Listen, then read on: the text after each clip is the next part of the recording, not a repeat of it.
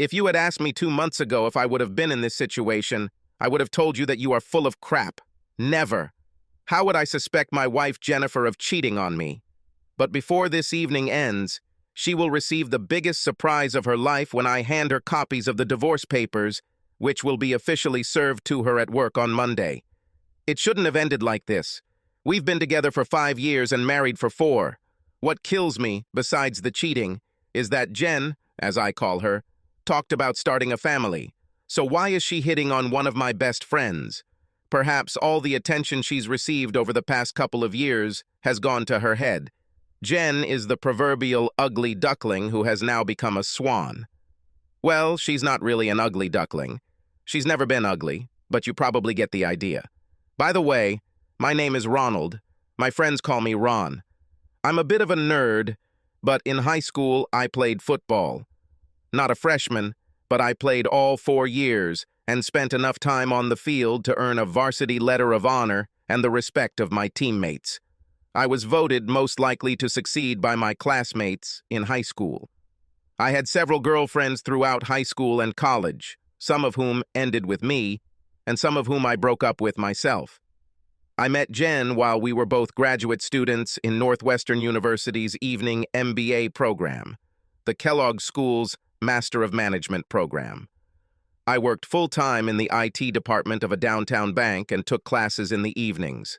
Jen worked at Boeing headquarters in Chicago. An MBA would have helped our careers in many ways. Long story short, I noticed a young lady in one of my finance classes.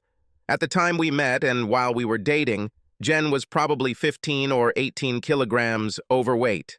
She wore glasses and was not what you would call a smart dresser. Jen came from a small town in the Midwest, with a population of less than 1,000 people, then went to a state college known for its style and sophistication, so until recently, fashion was not an issue. Jen may not have been a sophisticated big city girl, but she is smarter than anyone I've ever met. She was hired by Boeing straight out of college, thanks in part to her knowledge of Japanese. It turns out that her father served in Japan for the first 12 years of Jen's life, and she knew the language as if it were her native one. Jen seemed pleased when I asked her out as we left class. I picked her up at her apartment on Belmont, and we had a nice dinner on Rush Street, and then went into the living room to continue the conversation and learn more about each other. It turns out our mutual favorite place in town is the Art Institute, and the following weekend we spent the entire Saturday wandering through galleries and comparing what we liked and didn't like. Since that Saturday, Jen and I have spent most of our free time together. Between work and school, free time was quite limited, and it was further limited by Jen's volunteer work at the children's hospital near the school. Jen came to the hospital and read to 1 or 2 minor patients at least twice a month. When I asked her why, she explained it to me. My younger sister was diagnosed with cancer. I was 15, and I understood nothing about death, serious illness, or real losses. I was just starting to interact with boys and was quite self-centered. I think my parents tried to shield me and my siblings from the reality of Jessica's situation. As a result, I spent less time with Jess than I should have. When she died a year later, it was like a wave came over me. It took my family a couple of years to come to their senses. Mom and Dad remained married, but it was tense for a while. Now I read to these children and pretend that this is my sister. I didn't know what to say, so I just took Jen's hand. She continued, I know it's stupid, but it helps me. I pray that Jess will look down on me and understand how terribly I wish I had been with her more this past year. Jen began to sob. I hugged her and couldn't help but feel honored that Jen would share something so intimate with me. We had only been dating for a few weeks when she shared this. Another thing Jen did to win me over was help my little sister. A month after Jen and I started dating, I brought her home to meet my mom and Sarah. My father, Owen, had left us 10 years earlier. Sarah was 7 years old and I was 15. I never call Owen Dad. He left his mom after she told him about the ongoing affair he was having with his secretary. Mom had already caught him once, and after Owen promised to stop seeing this woman, they tried to save the marriage for the sake of the children. A year later, Owen got caught again and then just packed up and moved out. Owen continued to send a monthly check for child support, as required by the court, but after that day I rarely saw him. It wasn't a big deal to me. Owen was rarely around before he left. I can't remember him attending more than a few school or sporting events. I think it was much harder for Mom and Sarah. Anyway, Jen met her mom and Sarah. Jen and Sarah hit it off instantly. From that day on, they acted like sisters. Both were smart, cocky, a little introverted, and needed a little self-confidence to reach their full potential. Sarah watched Jen grow into a confident, successful businesswoman, and it seemed to give Sarah the inspiration she needed. Sarah has enrolled at the University of Iowa and plans to eventually study medicine. Jen and I continued to date, and our relationship continued to become more intimate. We had an exclusive conversation. I made it clear to Jen that infidelity was an instant deal-breaker, considering how I had watched my mother nearly destroyed by Owen's betrayal. Jen agreed, and everything about Jen made me feel like I could trust this woman with my heart. Our first time was sweet, and in some ways, not too hot. Neither of us were virgins, but neither of us could be called experienced. After the first 2 times we made love together, Jen did what she always did when she solved a new problem. She bought 2 books and brought them to my house. She showed me the Kama Sutra books for beginners and some other practical guidance. Ron, I can tell you I'm not rocking your world. There's no excuse for 2 highly intelligent people not having amazing sex. I really want to fix that. I have every intention of having amazing sex with you. For this, we must study this book, and it will help us in the future. Jen opened the first book on the first page, and we began to study. So now lovemaking competes with shared interests, friendship, and intimacy. My life was full, and on the first anniversary of our first date, I asked Jen to marry me. Jen said yes, and we got married 6 months after that. It was during our engagement that Jen's physical transformation began to happen. For some reason, it was important to her to lose 10 pounds or more for the wedding. She had her eye on a wedding dress and couldn't imagine herself wearing it if she didn't have the body to make it look good. Jen's time at the gym was not wasted for any of us. I started lifting weights again. I first took weightlifting seriously my senior year of high school, and it paid off. My trainer insisted on measuring me before starting class, and my biceps were just over 30 centimeters. 6 months later, they were close to 38 centimeter guns, the term Jen used.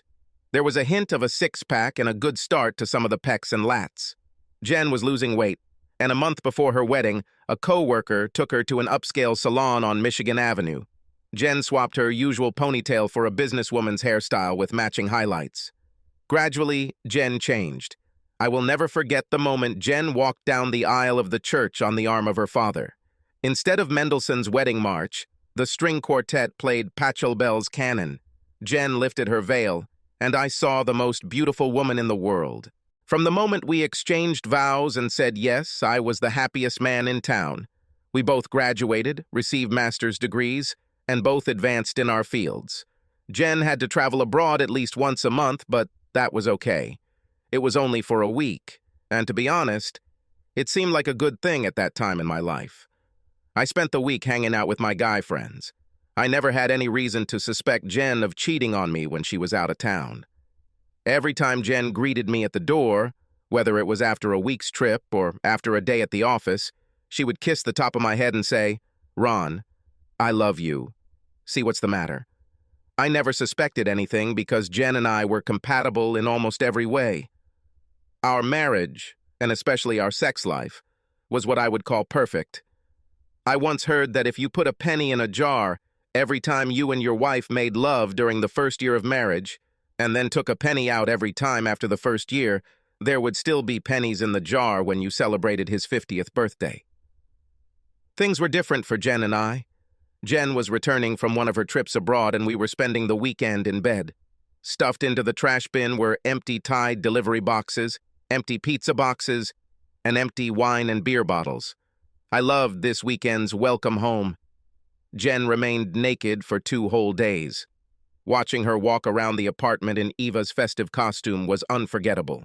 The other 3 weekends a month we spent as usual with friends and family. We went out to dinner and dancing, sometimes to a show, sometimes to a museum or other special event. Life was good. A month ago, everything changed for the worse, and it seemed to come out of nowhere. Looking back, I can't remember anything that changed our marriage. Have I been blind all this time? Did I miss the signs of my wife cheating? Could the woman I trust with all my heart be so two-faced? A month ago, that's when I began to suspect my wife of cheating.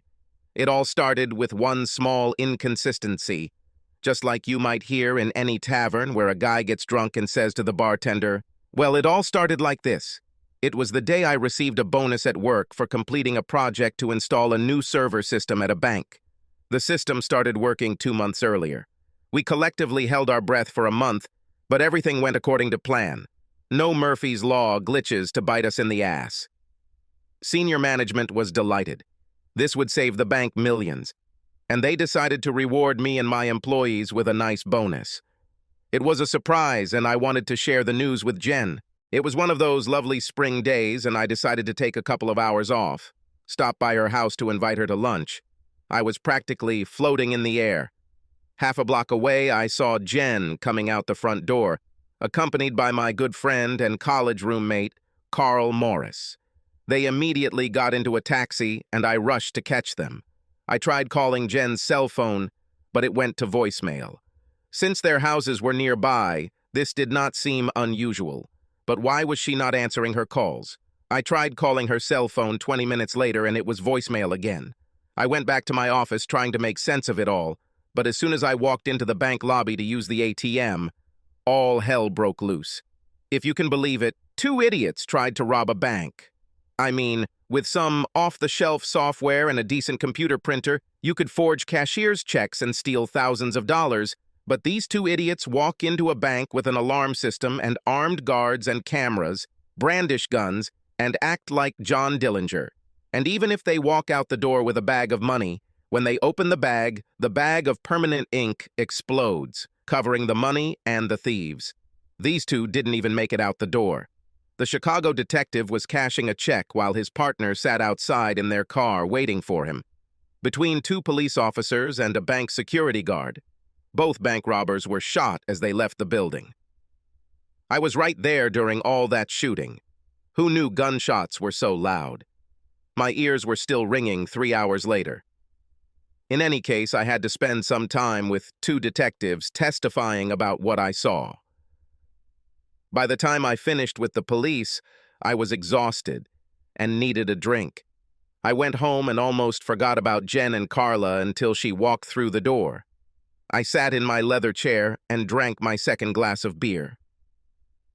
"Ron, why are you home so early?" "I had a hell of a day, Jen." "I needed a beer." "That's not like you, honey." "And why didn't you answer my call?" "I called you when I saw that I missed your call. It reminded me of missing lunch." "Well, Jen, here's the thing.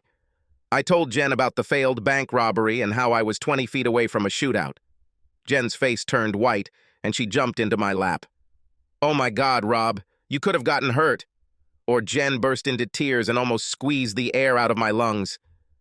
When Jen finally calmed down, I had a chance to ask her. "I called you shortly before noon. I wanted to invite you to lunch." Jen looked, I don't know, different. "Sorry, honey. I've been busy with meetings all day. I didn't even have a chance to eat." Jen just lied to me. Given Jen's fib about her lunch break, I didn't tell her about my bonus. So, this was the first nail in the coffin in which lay the fetid corpse of our marriage. I decided to use some of the prize money to find out what Jen and Carl were up to. Do you know how expensive private detectives are? The cheapest one I could find was $300 a day plus expenses. I hired this guy. His name is Dwight Oldaneski, and he is supposed to keep an eye on Jen for a week. It cost me almost $1,800, but by Thursday evening I had a report. I met Mr. Oldaneski in his office. "I've been watching your wife for the past 4 days, and today she finally screwed up." At noon, she left the Boeing building on Riverside with the man. Oldaneski showed me the photograph. Jen and Carl Morris were there. They got into the taxi just like you told me they did last time, so I was ready. My taxi followed theirs. They got off at the Palmer House on the Wabash. I followed them into the lobby and they entered the elevator. That's where I lost them. But I have photos of them entering the elevator, and also photos of the two of them exiting the elevator about 50 minutes later. Crap! Son of a bitch! I couldn't help myself. I wanted to either curse or cry. I will print out my report, attach photographs, and send it to you by Monday of next week. Should I send it to your office? Would you like me to continue following your wife? No, everything is okay. It's enough. The deposit you gave me covered the bill. I'll send you a receipt with the report. Yes, thank you. I left Oldaneski's office as if I were condemned to death. Never in my life would I suspect Jen of cheating, and with one of my best friends. The problem now was how to behave normally until I knew what to do next. I've been trying to make lists all week of what to do if my worst fears are confirmed. I am going home. Jen met me at the door as usual. I pretended to have a terrible headache and went to bed without dinner. I was in bed. I was just laying there with my eyes closed when Jen came into the room. Rob, are you okay? Can I get you something? No, I just want to lie here with the lights off. The light only makes it worse. Jen jumped out of bed and turned off the light. How about a cold napkin on your head? Mom did this for me when I had a headache. Damn, why does she have to be so cute? Was it because of remorse? No, Jen. Please just let me lie here in the dark. Jen kissed my forehead and left me alone, closing the bedroom door. As I lay there, staring at the damn ceiling, I began to think of ways I could get back at both Jen and Carl. Maybe it won't happen this week or this month, maybe not even this year, but I would get my piece of meat from these two. On Saturday, I did something I've never done before. I got access to Jen's personal file. Over the past few weeks, 4 separate hotel rooms have been paid for. Now I am more angry than ever. Carl not only had sex with my wife, he also has the nerve to make her pay for this damn room. It was a busy weekend at our apartment. I don't know how I dealt with it without letting Jen drive me crazy, but I controlled myself. My meeting with a divorce lawyer was scheduled for Tuesday. Until then, I needed to control myself. What made it worse was Jen's attitude. All weekend she did nothing but ask, Ron, can I get you something? Do you still have a headache? Is there anything I can do to make you feel better? Finally, on Sunday night over dinner, she told me some news. Ron, in 2 weeks, you'll be 30 years old. I made dinner reservations and made a reservation for Saturday night. On your birthday, you will wake up next to my naked body. That's all. This was how I was going to strike the first blow at restoring my manhood. That's great, Jen.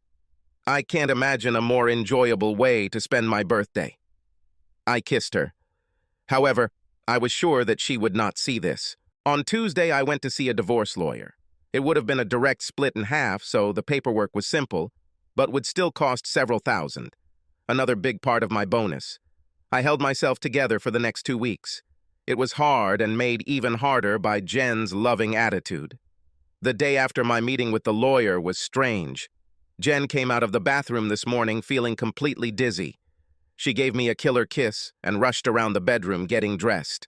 I took particular note of her outfit, thinking that her good mood was because she was planning to meet Carl at one of their special dinners. I called her work phone at 12:30, and Jen answered the phone.